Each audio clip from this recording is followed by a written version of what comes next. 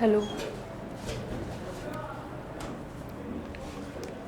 Hello student, स्वागत है आप सभी का आज के इस सेशन में। और आज हम पूरे हफ्ते भर की जो न्यूज़ हमने पढ़ी थी डिटेल में थ्योरी फॉर्म में, उसे हम एमसीक्यू फॉर्म में रिवाइज करेंगे। कुछ कुछ खबरें ऐसी हैं जो आपको वन लाइनर फॉर्म में पढ़नी है, उन्हें आपको याद रखना है। जैसे कि पहला क्वेश्चन है, गोल्डन ड्रैगन 2025 सैन्य अभ्यास है कौन से दो देशों के बीच में आयोजित हुआ है। इसमें इंडिया नहीं है, लेकिन इंडिया का बहुत प्यारा पड़ोसी चाइना है। तो चाइना और कंबोडिया, इन दोनों के बीच में गोल्डन ड्रैगन 2025 सैन्य अभ्यास किया गया है। बस आपको कंट्रीज का नाम याद रखना है, चाइना और कंबोडिया। सुपरवेट शतरंज क्लासिक रोमानिया 2025 किसके द्वारा जीता गया है। शतरंज चैंपियनशिप है, नाम है सुपरवेट। ठीक है, सुपरवेट। एक तो बच्चे हमारे डी गुकेश है, दूसरे उन्हीं के टक्कर के खिलाड़ी हैं आर प्रगनंदा। तो आर प्रगनंदा के द्वारा जीता गया है रोमानिया में 2025 का सुपरवेट शतरंज क्लासिकल चैंपियनशिप। अगला है दोहा डायमंड लीग 2025 में पुरुषों की भाला फेंक स्पर्धा में नीरज चोपड़ा का स्थान क्या रहा। अब देखना बच्चे, नीरज चोपड़ा, आपको पता है कि इनका जो परफॉर्मेंस है वो पिछले 2 ओलंपिक में बहुत अच्छा रहा। पिछले से पिछले वाले में इन्होंने हमें गोल्ड मेडल दिलाया है, इस वाले में इन्होंने सिल्वर मेडल हमें दिलाया है पेरिस ओलंपिक में। ठीक है, तो इनसे रिलेटेड जो भी वर्ल्ड चैंपियनशिप होती है वो आपको इस तरीके से एग्जाम में पूछी जाती हैं। इस बार जो दोहा डायमंड लीग है, इस बार इनका 2nd स्थान है, यानी कि सिल्वर मेडल इनके नाम पे है। मेडल के फॉर्म में पूछा जाएगा तो सिल्वर मेडल, वैसे आपका 2nd प्लेस। ठीक है, दोहा डायमंड लीग। अगला है सांसद रत्न पुरस्कार 2025 के लिए किस राज्य से सबसे ज़्यादा सांसदों ने नामांकित हुए हैं, यानी कि वो स्टेट जहां के सबसे अच्छे सांसद हैं। ठीक है, सांसद यानी कि मेंबर ऑफ पार्लियामेंट। तो मेंबर ऑफ पार्लियामेंट चाहे आपका राज्यसभा है चाहे आपका लोकसभा है, सबसे ज़्यादा एमपी अवार्ड जीतने के लिए जहां से आपके नॉमिनेटेड हुए हैं वो स्टेट है आपका महाराष्ट्र। ठीक है, महाराष्ट्र। अगला है, हाल ही में 2025 में भारत के 86th शतरंज ग्रैंड मास्टर कौन बने हैं। ये नंबर आपको याद नहीं रखना होता है, क्योंकि हर 2 महीने में कोई ना कोई नया ग्रैंड मास्टर हमारे पास में आ जाता है। ठीक है, लेकिन हाँ, खिलाड़ी का नाम आपको याद रखना पड़ता है, क्योंकि जब नए खिलाड़ी को आप लोग देखते हैं तो उनके नाम पे प्रश्न आपके सामने आएगा कि LR श्रीहरि ये कौन से खेल के खिलाड़ी हैं। तो ये आपके चेस प्लेयर हैं और अभी ये रिसेंटली ग्रैंड मास्टर बने हैं भारत के 86 नंबर के। ठीक है, तो नंबर याद रखने की जरूरत नहीं है, बस खिलाड़ी का नाम याद रखना कि LR श्रीहरि जो है ये खेलते हैं शतरंज। ठीक है, इतना बस आपको याद रखना होता है। अगला है पेरिटो मोरेनो, ये ग्लेशियर का नाम है। जैसे भारत में है गंगोत्री ग्लेशियर, यमुनोत्री ग्लेशियर, उसी तरीके से पेरिटो मोरेनो ये व्हाइट जायंट भी इसे कहा जाता है। हाल ही में इसमें ये बच्चे आपका टूटा है या फिर ब्रेक हुआ है ग्लोबल वार्मिंग के कारण, जिसके कारण ये बहुत ज़्यादा चर्चाओं में रहा। ठीक है, तो आपको कंट्री पूछा जा सकता है कि है कहाँ पे। पहले तो इसका नाम आप याद रखेंगे, और ये आपका साउथ अमेरिकी कंट्री है, इसका नाम है अर्जेंटीना। अर्जेंटीना में है पेरिटो मोरेनो। इसको जो नाम दिया जाता है वो है आपका व्हाइट जायंट। तो व्हाइट जायंट ऑब्वियस सी बात है कि इसकी विशालता के कारण, इसके साइज के कारण इसे नाम दिया गया है। तो ग्लोबल वार्मिंग का इफेक्ट बच्चे आप लोग देख सकते हैं कि इतने बड़े बड़े जो ग्लेशियर्स हैं वो भी आपके टूट रहे हैं। ठीक है, तो अर्जेंटीना में है ये। अर्जेंटीना आपका एक साउथ अमेरिकन कंट्री है। ये आपका कहाँ पे है, साउथ अमेरिका में है। नेक्स्ट क्वेश्चन, यूपी सरकार के द्वारा शुरू की गई अपनी तरह की पहली विस्टा डोम कोच जंगल सफारी किन 2 वन्यजीव स्थानों को जोड़ती है। पहले तो ये जो नाम है विस्टा डोम कोच, इसका मतलब क्या है, इसका मतलब है इस तरीके की ट्रेन। ठीक है, आप लोगों ने जंगल सफारी तो देखी होगी, जिसमें कि बिना रूफ के जो आपके जीप होती है उसमें आपका जंगल घुमाया जाता है, उसे जंगल सफारी कहते हैं। सेम उसी तर्ज पे आप लोग अगर देखेंगे तो जरा ज़्यादा सेफ है ये, क्योंकि यहाँ पर ट्रेन इस तरीके से, अगर आप ट्रेन देखेंगे तो बड़े बड़े इस पे जो है आपकी विंडो है, विंडो जो है बड़ी बड़ी जो है कांच की खिड़कियां इस तरीके से लगाई गई हैं। ऊपर देखेंगे आप तो ऊपर भी एक तरीके से क्लियर ही दिखेगा आपको, ट्रांसपेरेंट जो है रूप इसकी बनाई गई है।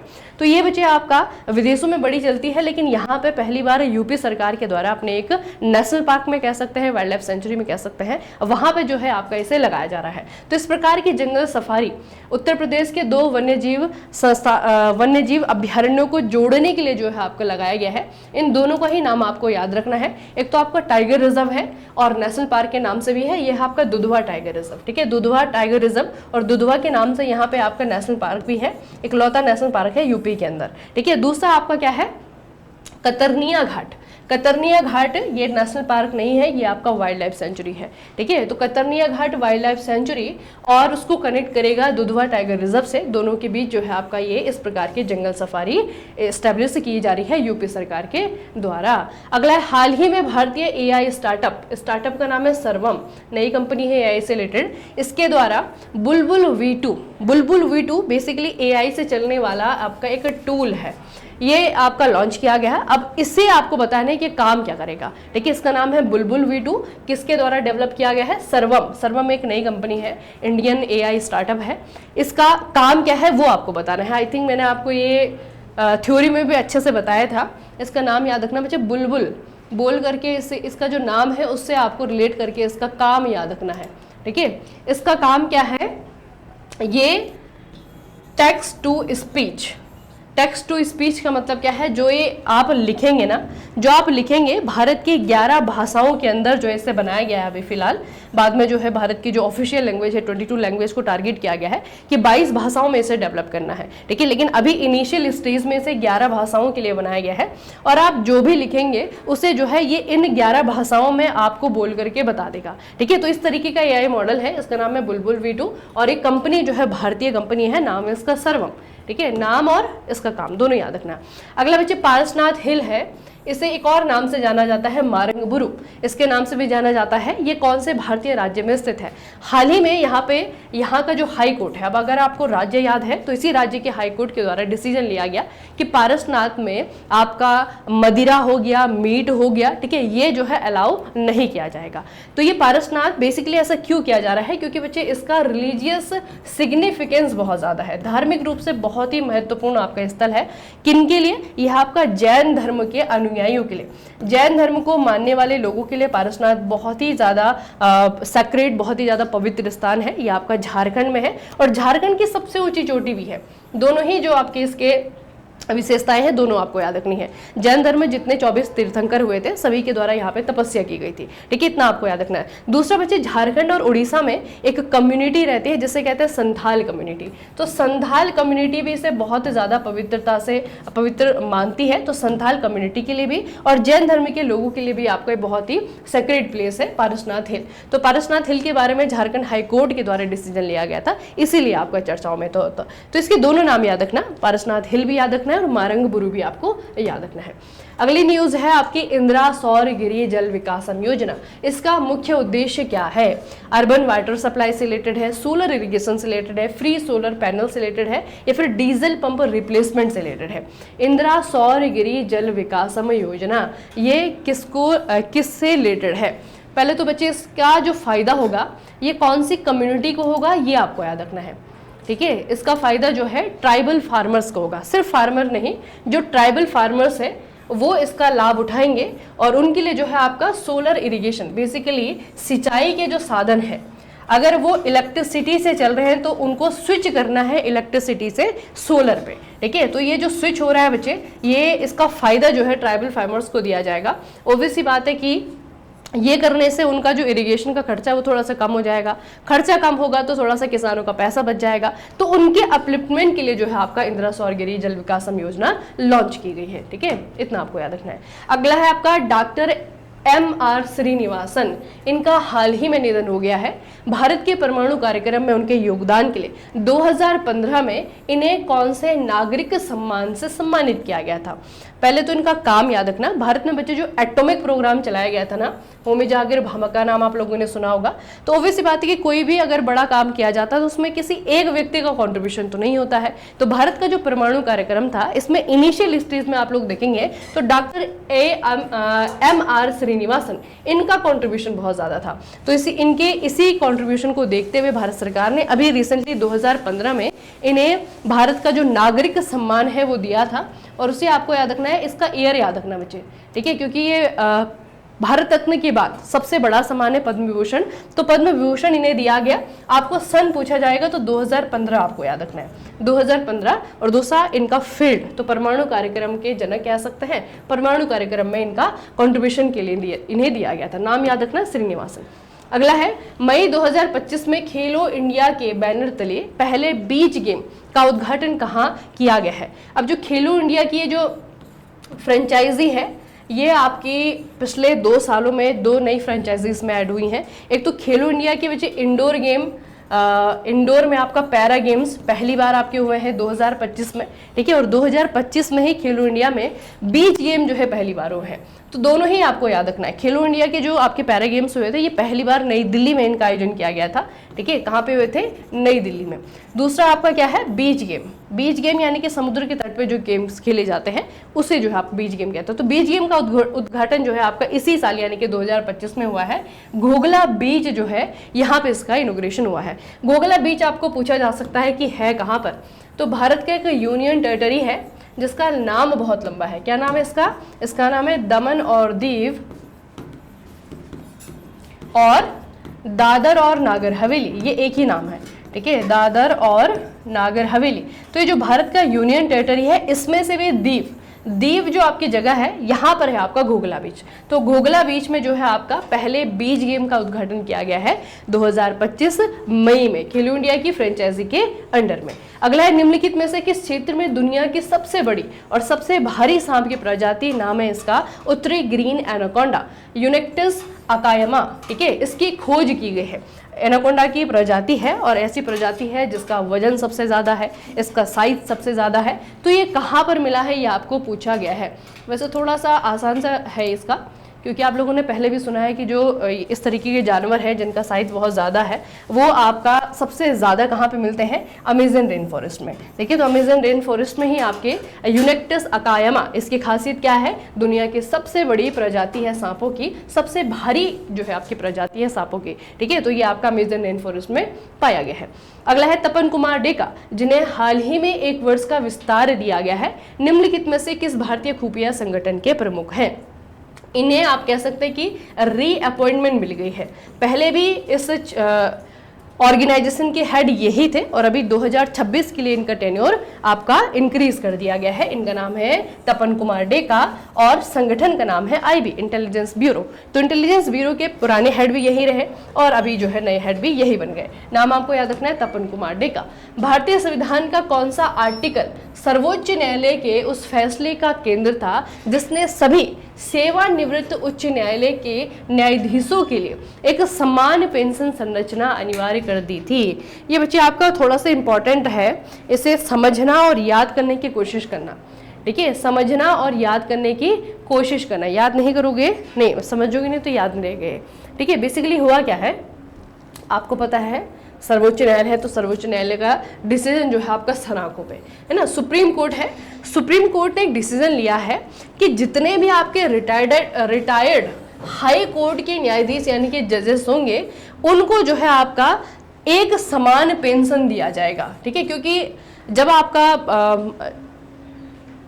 फिनेंस कमीशन आता है, नया फिनेंस कमीशन आता है ना, तो उसमें क्या होता है कि नई जो है आपकी सैलरी स्ट्रक्चर आते हैं, बेसिकली महंगाई दर को ध्यान में रखा जाता है, तो सैलरी तो आपकी जो है आपकी नए फाइनेंस कमीशन के हाथ में बढ़ती रहती है। लेकिन यहाँ पे इन्होंने क्या किया है कि समान संरचना होगी सारे के सारे रिटायर्ड उच्च न्यायालयों की। तो ये कौन से आर्टिकल में जो है आपका डिसीजन आपका लिया गया है, ये है आर्टिकल 221, ठीक है। तो ये एक तरीके से करंट का क्वेश्चन भी है और यही आपका स्टैटिक जीके का भी क्वेश्चन है। आर्टिकल 221 में आता क्या है ये भी पूछा जा सकता है, ठीक है, तो ये आपको याद रखना है। अच्छा, कौन सा भारतीय राज्य कक्षा 10 के सभी छात्रों के लिए रोबोटिक शिक्षा अनिवार्य करने वाला पहला राज्य बन गया है?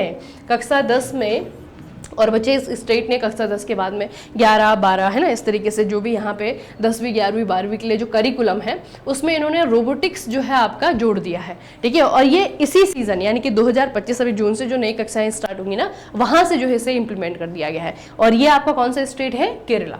तो केरला के द्वारा जो है आपका किया गया है और यह काम करने वाला भारत का पहला राज्य बन गया है। अगला प्रश्न है, हाल ही में रिलीज हुई बुक व्हाइट लिलीज, इसके लेखक कौन है? व्हाइट लिलीज, अच्छा नाम लग रहा है सुनने में, व्हाइट लिलीज। तो व्हाइट लिलीज जो है इसके राइटर का नाम आपको याद रखना है और इसके राइटर का नाम है विद्या कृष्णन, ठीक है, विद्या कृष्णन और व्हाइट लिलीज। अगला है बच्चे, भारत WHO दक्षिण पूर्व एशियाई क्षेत्र में सार्वजनिक स्वास्थ्य समस्या के रूप में ट्राइकोमा को खत्म करने वाला कौन से नंबर का देश बन गया है? ये है आपका तीसरा। ये पहले भी बताया था, WHO का अप्रूवल जो है फाइनली इस न्यूज को मिल गया है। तो इसके साथ में भारत जो है इस एशियाई क्षेत्र में, दक्षिण पूर्व एशियाई क्षेत्र में तीसरा ऐसा देश बन गया है जिसने कि ट्राइकोमा को, ये कहाँ पे होती है डिजीज? ये आपकी आंखों में होती है। आंखों में जो इन्फेक्शन है बच्चे, इतना खतरनाक इन्फेक्शन है कि इससे आंखों की रोशनी जा सकती है। ठीक है, और भारत में खास करके जो ग्रामीण क्षेत्र है ना, वहां पे जो है आपको ये पाया जाता है। तो इसे जो है सार्वजनिक स्वास्थ्य समस्या के रूप में भारत के द्वारा खत्म कर दिया गया है और इस बात को WHO का अप्रूवल मिल गया है। तो तीसरे नंबर का जो है भारत यहाँ पे कंट्री है।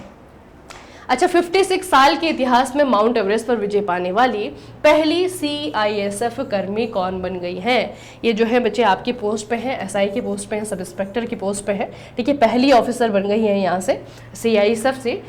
इनका नाम आपको याद रखना है, गीता समोता। ठीक है, तो गीता समोता माउंट एवरेस्ट को फतह करने वाली पहली CISF ऑफिसर बन गई हैं। ओरिजिनल सिन, इस बुक के राइटर का नाम बताइए। एक तो आपने व्हाइट लिलीज याद रखा, अब आपको एक और याद रखना है ओरिजिनल सिन, लेकिन इसके नाम थोड़ा सा याद करने में आपको दिक्कत हो सकती है क्योंकि दोनों ही जो है इंग्लिश नेम है। जैक टेपर नाम है, एलेक्स थॉमसन नाम है। ठीक है, वैसे तो थॉमसन और टैपर, जैक टेपर और एलेक्स थॉमसन, ये दोनों ही आपके हैं इसके राइटर। तो ओरिजिनल सिन बच्चे किताब का नाम है और दो जो है इसके पीछे राइटर हैं। तो राइटर्स का नाम और उनकी किताब का नाम। जलवायु परिवर्तन के प्रभाव के कारण हाल ही में किस देश में याला ग्लेशियर को मृत घोषित किया गया है? मृत का मतलब क्या है? अब इस ग्लेशियर में ग्लेशियर जैसा कुछ रहा नहीं है। ठीक है, तो याला ग्लेशियर जो है मृत भी कह सकते हैं, इसे लुप्त भी कहा जा सकता है कि पहले था अब नहीं है। ठीक है, तो याला ग्लेशियर जो है आपका ये कह सकते हैं कि ग्लोबल वार्मिंग के जो प्रभाव बच्चे एक्चुअल में हमें देखने को मिल रहे हैं ना, उसका जो है बहुत ही जीता जाता एग्जाम्पल है। ठीक है, याला ग्लेशियर के बारे में हमने पहले भी पढ़ा था क्योंकि इसे पहले यहाँ की सरकार के द्वारा मृत घोषित कर दिया गया था जलवायु परिवर्तन के कारण। तो ये आपका नेपाल में है। ठीक है, याद रहेगा आपको, नेपाल में है आपका याला ग्लेशियर। अगला है, किस शहर में PMAYU कॉफी टेबल बुक, जिसका शीर्षक है transforming lives a glance of Pradhanmantri Awas योजना शहरी मिशन इन नागालैंड, आधिकारिक तौर पर जारी की गई है? अब ये आपका आसान सा क्वेश्चन है क्योंकि क्वेश्चन में ही आपका हिंट दिया हुआ है आंसर का।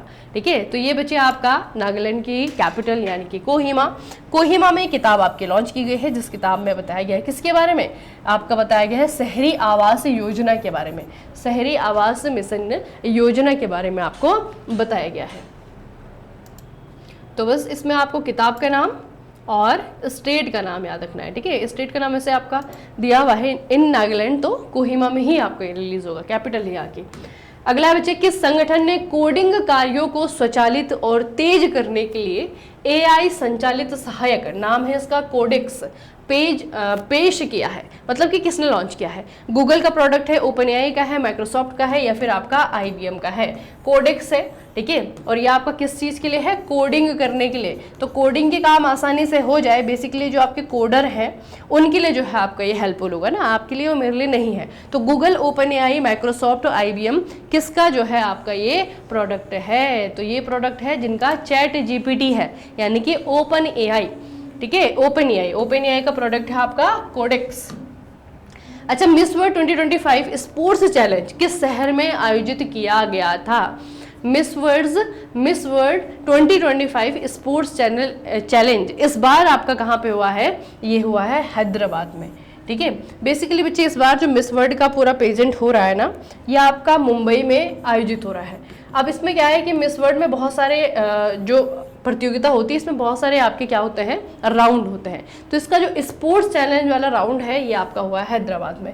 ठीक है, अगला है, भारत में जन्म और मृत्यु पंजीकरण अधिनियम किस वर्ष से लागू किया गया था? इससे रिलेटेड मैंने आपको एक न्यूज़ बताई थी जिसमें हमने देखा कि भारत में जो बच्चों की मृत्यु दर है उसमें कमी देखने को मिली है। ठीक है, तो ये जो आपका एक्ट है, अधिनियम है, ये कब का है? 1969 जब इसरो बना था। अगला है, औपचारिक विनिर्माण में महिलाओं की सबसे अधिक हिस्सेदारी किस भारतीय राज्य में है? औपचारिक विनिर्माण, महिलाओं की सबसे अधिक हिस्सेदारी, विनिर्माण यानी कि मैन्युफैक्चरिंग। ठीक है, मैन्युफैक्चरिंग, फॉर्मल मैन्युफैक्चरिंग। तो औपचारिक मैन्युफैक्चरिंग सेक्टर में अगर आप वुमेन्स की प्रेजेंस देखेंगे तो सबसे ज़्यादा आपको कौन से स्टेट में देखने को मिलेगी, ये है अपना तमिलनाडु। तमिलनाडु में सबसे ज़्यादा हिस्सेदारी है। अगला प्रश्न बच्चे, who launch the E0 FIR initiative aimed fast tracking the registration of FIRs in cyber financial fraud cases.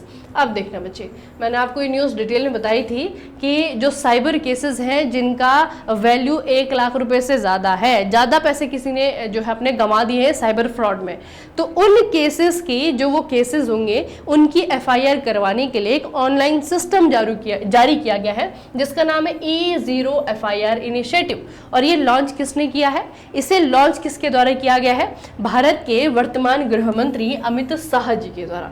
ठीक है।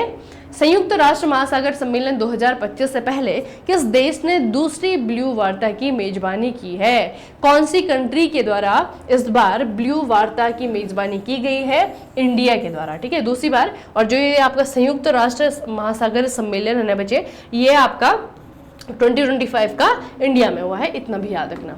अगला है, किस राज्य ने उन जोड़ों के लिए 1 लाख विवाह प्रोत्साहन की घोषणा की है जिसमें कि दोनों ही व्यक्ति दिव्यांग है। ठीक है, यानी कि 2 दिव्यांग जन है और उनका आपस में विवाह हो गया है, तो फिर उनको दिया जाएगा पुरस्कार राशि के रूप में 1 लाख रुपए। ठीक है, तो ये कौन से स्टेट दे रहा है बच्चे, ये है तेलंगाना। तेलंगाना का इनिशिएटिव है। अंतर्राष्ट्रीय जैविक विविधता दिवस प्रतिवर्ष किस तिथि को मनाया जाता है, ये अभी आपका रिसेंट आया है 22 मई को। ठीक है, 22 मई को जो है अंतर्राष्ट्रीय जैविक विविधता दिवस मनाया जाता है। भारत में राष्ट्रीय आतंकवाद विरोधी दिवस किस तारीख को मनाया जाता है, राष्ट्रीय आतंकवाद विरोधी दिवस ये भारत में मनाया जाता है आपका मई 21 मई को। अगला है, केंद्रीय गृह मंत्री अमित शाह ने आतंकवाद विरोधी प्रयासों के लिए 500 करोड़ रुपए की लागत से उन्नत मल्टी एजेंसी सेंटर MAC का उद्घाटन किस शहर में किया है, वेरी वेरी इंपॉर्टेंट क्वेश्चन। ठीक है, अभी आप लोगों ने देखा जम्मू कश्मीर में जो आपका आतंकवादी हमला हुआ, उसके बाद में जो है बहुत सारे ऐसे काम किए जा रहे हैं जो कि इस दिशा में है। तो अभी जो है रिसेंटली बचे अमित शाह जो कि हमारे होम मिनिस्टर हैं, इनके द्वारा नई दिल्ली में, कहाँ पे, नई दिल्ली में इन्होंने एक एजेंसी सेंटर, उन्नत मल्टी एजेंसी सेंटर MAC का उद्घाटन किया गया है। और इसका उद्देश्य क्या है, यह है आपका आतंकवाद विरोधी प्रयासों के लिए। ठीक है, आतंकवाद विरोधी प्रयासों के लिए आपका सेंटर बना है। अगला है, भारत में सौर अनुसंधान के 125 वर्ष पूरे होने पर किस वेधशाला को विशेष डाक टिकट जारी कर सम्मानित किया गया है, विशेष डाक टिकट जारी करके इसे सम्मानित किया गया है। इसका एक बहुत बेसिक सा क्वेश्चन आपको पूछा जाएगा कि एक ऑब्जर्वेटरी है जिसका नाम है कोडई कनाल ऑब्जर्वेटरी है, ये कौन से स्टेट में है, ये है आपके तमिलनाडु में। कहाँ पे है, तमिलनाडु में है। ठीक है, तो कोडई कनाल ऑब्जर्वेटरी है और इस पे जो है कि डाक टिकट जारी करके इसको सम्मानित किया गया है इंडियन गवर्नमेंट के द्वारा, तो ये आपकी इंपॉर्टेंट हो जाती है।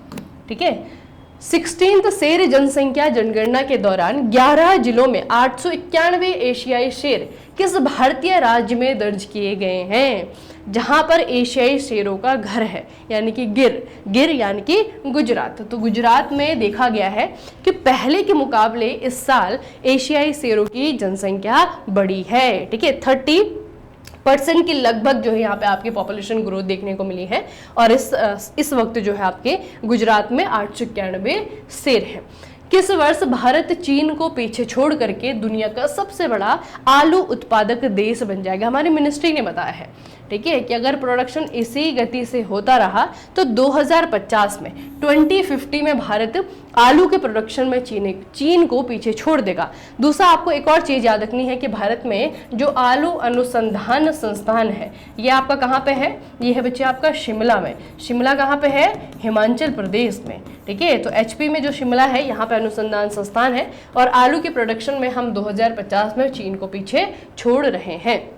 अच्छा, भारत के पहले 9000 HP इलेक्ट्रिक लोकोमोटिव इंजन का उद्घाटन किस राज्य में किया गया है, HP electric locomotive engine, locomotive engine rail का इंजन। ठीक है, किससे चलने वाला, ये जो है आपका इलेक्ट्रिसिटी से चलने वाला। तो HP इलेक्ट्रिक लोकोमोटिव इंजन है, इसको बनाने के लिए बच्चे आपका ये उद्घाटन जो किया गया है ये है आपका गुजरात में। ठीक है, गुजरात में। चलिए, आज का सेशन यहीं पे आपका समाप्त होता है। इस हफ्ते की जिन खबरों का आप लोगों ने रिवीजन किया और जिन खबरों को आपने नए सिरे से पढ़ा या फिर पहली बार पढ़ा, उनको आपको याद रखना है। ठीक है, नए सेशन के साथ में आपको मिलेंगे हम दोबारा से सोमवार को, नई क्लास के साथ में, नई खबरों के साथ में। तब तक के लिए पढ़ते रहिए, बढ़ते रहिए, अपना खूब सारा ख्याल रखिएगा। आप सभी का बहुत बहुत धन्यवाद।